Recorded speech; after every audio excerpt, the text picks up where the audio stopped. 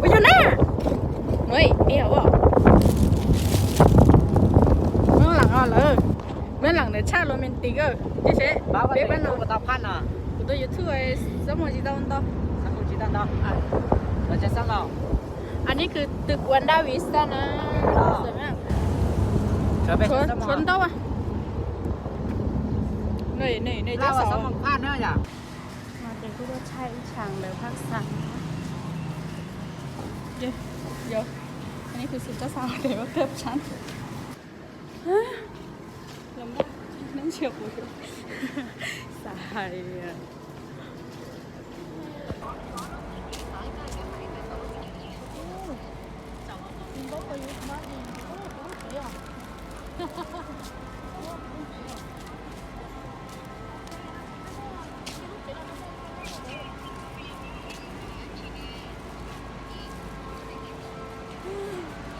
สภาพเจ้าสาวจะจนถึงที่เจ้าเสียผิวจนตัวเลยอ่ะแต่ก็ยังนั่งอยู่จังจะได้ดูแน่我这来了炒股的，北京这来了炒股哦，你讲的几个呢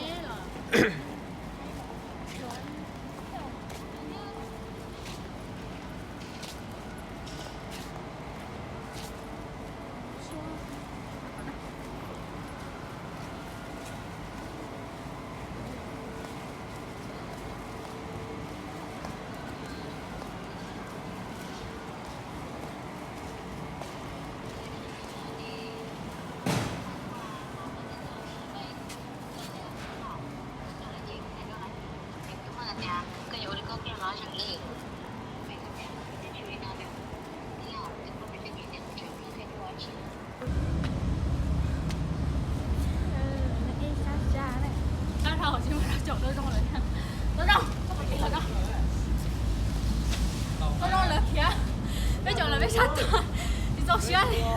luôn luôn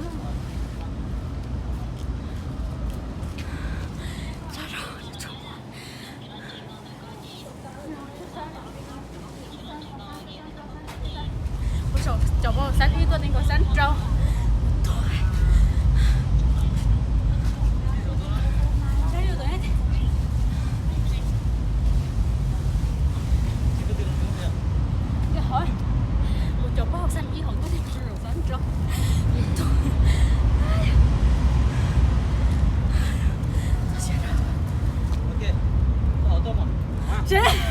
tôi đã chỉ cho tôi xong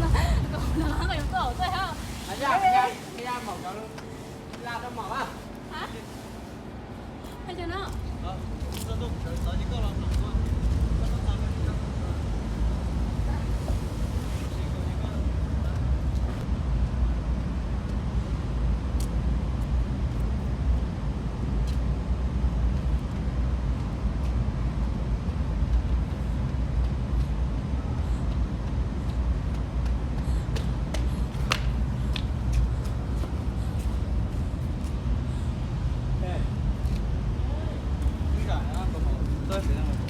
nè lỗi cho anh trai nè lỗi chính trai chú lúc mày cho một lần ngon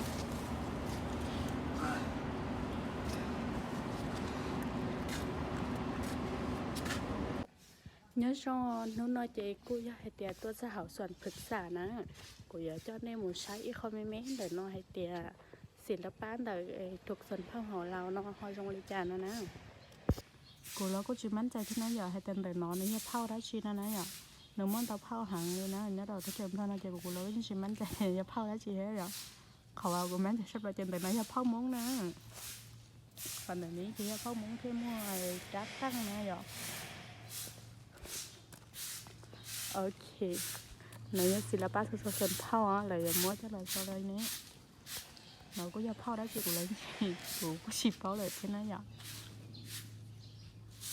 sai của chị nắm ra từ nó giao phao đã chị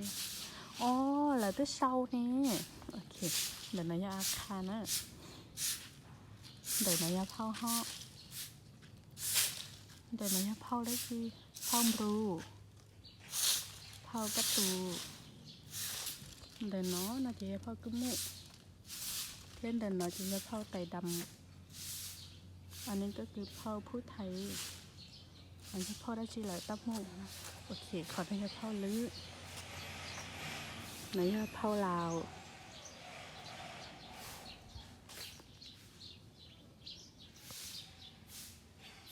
จนตอนนี้เจ๊กูกันตอนนี้ก็สอบประมาณแต่ประ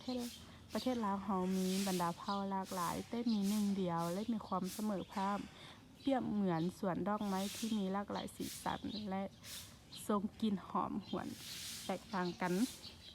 โอเคกูอยากจะสั่งรวมตอนเราชอบไปนะหยอกเขาสวนปรึกษาน้อยหน่อยเจ๊กูอยากจะศูนย์รวมวัฒนธรรมลาวนะหยอกหรือมันเราเผ่าชอบอะไรนี้กับคนนี้นะชัวตุนเนาอะไรแต่เดี๋ยวน้อน่าจะจะตะลิจะเผาเนาได้ชมบ้างน้องเดี๋ยวน้อยเจก็ยังบ้าน ฮอนเดี๋ยวน้อน่าเจก็ยังเรียนดั้งเดิมนะเรียนเผาพุทธไทยเดี๋ยวนี้เผาพุทธไทยอ่ะรุ่นเดี๋ยวน้อน่าเจก็ยังเผาไตดำนะฮอนรุ่นเป็นน้อนะรุ่นน้อยเจเผามงเป้